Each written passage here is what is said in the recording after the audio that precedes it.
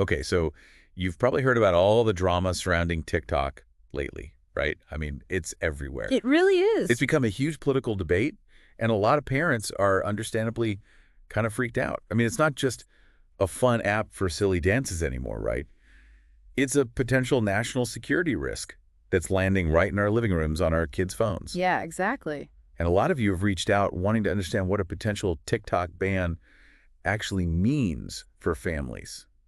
You want to dig deeper than the headlines, and honestly, so do we. Yeah, absolutely. There's so much more to this story than meets the eye. So we did a deep dive and looked at a bunch of different sources to try to get the full picture.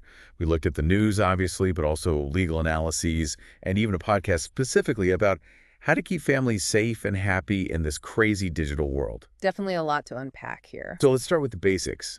What exactly is going on with TikTok right now? Well, the situation is changing rapidly, to be honest. But basically, we're seeing a growing movement to ban TikTok in the U.S. Several states have already implemented bans on government devices, and there's legislation in Congress aiming for a nationwide ban. And this isn't just some random political stunt, right? The U.S. government has some pretty serious Oh, concerns. absolutely. The main issue stems from the fact that TikTok is owned by ByteDance, a Chinese company. Right. And with the already tense relationship between the U.S. and China, there are major worries about data security, national security, and even censorship. Okay, so that's a lot to unpack. Let's take it one step at a time. Starting with data privacy. I think most people understand that social media companies collect our data.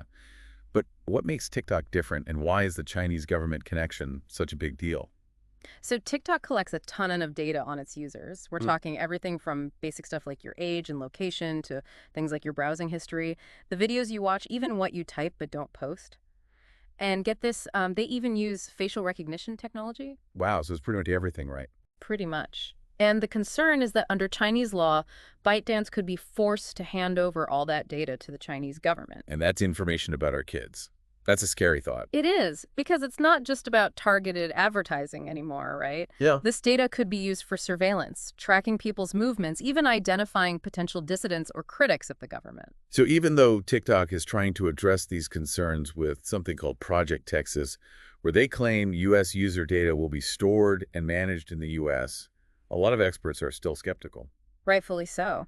Because even if the data is stored here, the fact remains that ByteDance, a Chinese company, still owns TikTok.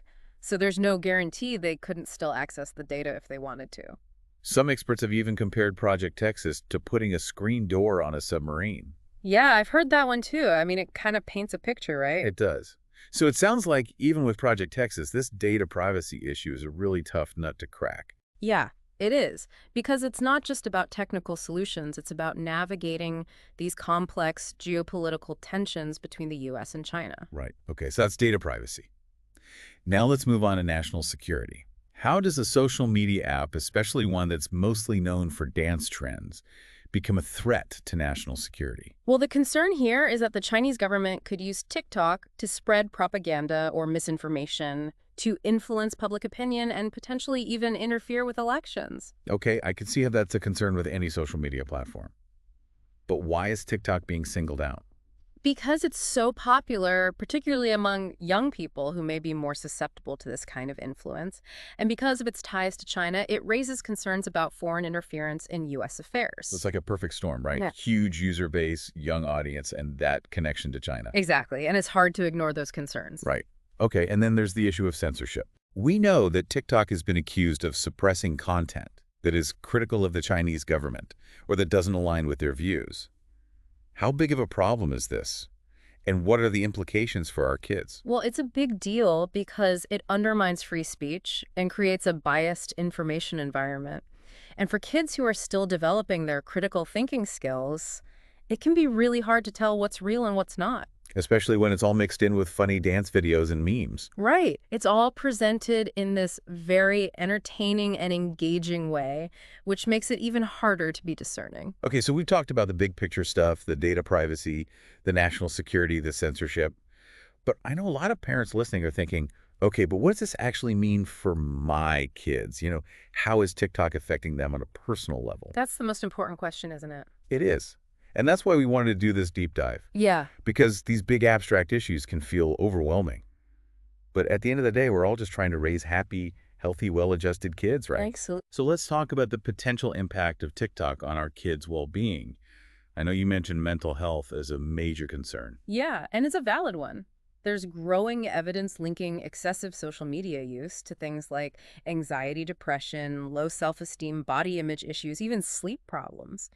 And TikTok, with its highly addictive algorithm and its focus on curated content, can be particularly problematic. In the podcast we listened to, they talked about how TikTok can be a breeding ground for unrealistic beauty standards and harmful trends. Definitely. The algorithm is designed to show you content that you'll engage with, which means it often pushes you towards extremes. So kids are constantly bombarded with these idealized versions of reality, these perfect bodies, perfect lives, and it can really mess with their self-esteem. It's like they're living in a world of highlight reels with no behind-the-scenes footage. Exactly. And that can make it really hard to feel good about yourself. And then you have the whole challenge culture, which can be really dangerous. Yeah, I've heard some horror stories about those TikTok challenges. Some of them are harmless fun, but others can be really risky or even life-threatening. And because they spread so quickly, it's almost impossible for parents to keep up. So it's not even just about what our kids are actively searching for, it's what the algorithm is feeding them. Right, it's this constant stream of content, much of which is designed to provoke strong emotions, whether it's excitement, outrage, or fear. And that can be really overwhelming for young minds. And then there's the addictive nature of the app itself. Oh, yeah. It's designed to keep you scrolling and scrolling for hours. Mm-hmm. How does this constant engagement affect our kids' brains? Well, basically, TikTok is a masterclass in exploiting our brain's reward system. Every time you get a like or a comment or you see a video you like, your brain releases dopamine, which makes you feel good. And so you crave more. It's the same kind of mechanism that drives addiction to gambling or drugs. So our kids are basically getting hooked on these little dopamine hits. Pretty much. And that can make it really hard for them to focus on anything else.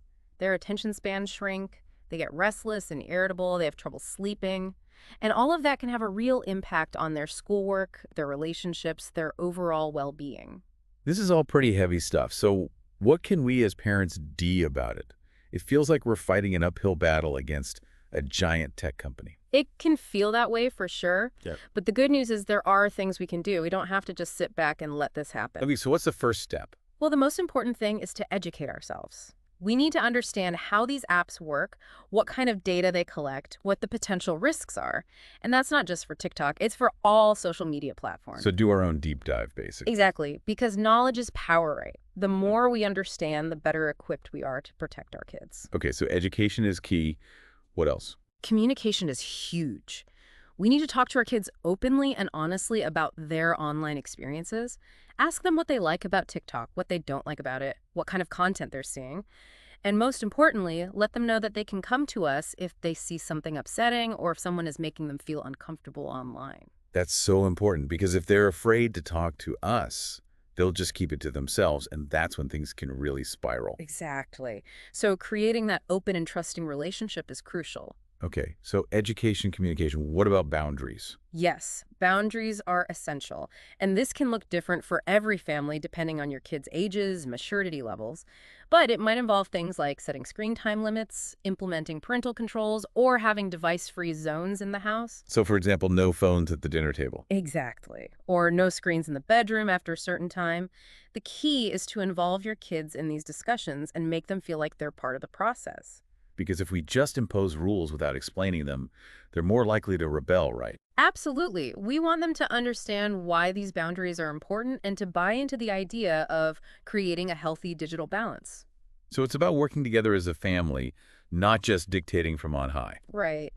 And another important thing we can do is teach our kids how to be critical thinkers, especially when it comes to online content. So basically, how to spot fake news and propaganda. Exactly.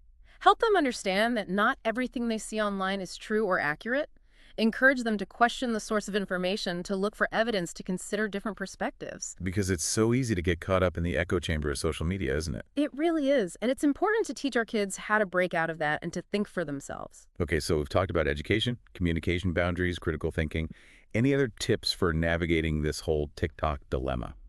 Well, one thing that often gets overlooked is the importance of encouraging our kids to engage in offline activities. So get them away from their screens, basically. Exactly. Promote hobbies, sports, spending time in nature, reading anything that gets them moving, thinking, and interacting with the real world. These activities not only provide a break from the digital world, but they also help kids develop important skills and build real-life connections. And let's be honest, they're just more fun than endlessly scrolling through TikTok. Often, yes. And it's important to remember that technology isn't inherently bad. Right. It can be a powerful tool for learning, connecting, and creating.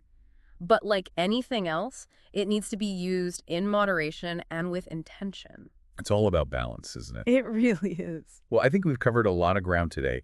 This whole TikTok situation is complex and it's evolving quickly. But regardless of what happens with the app itself, I think this debate has brought up some really important issues that we need to be talking about. I agree. It's a wake-up call for all of us to be more mindful about our own digital habits and to be more proactive in creating a healthy digital environment for our kids.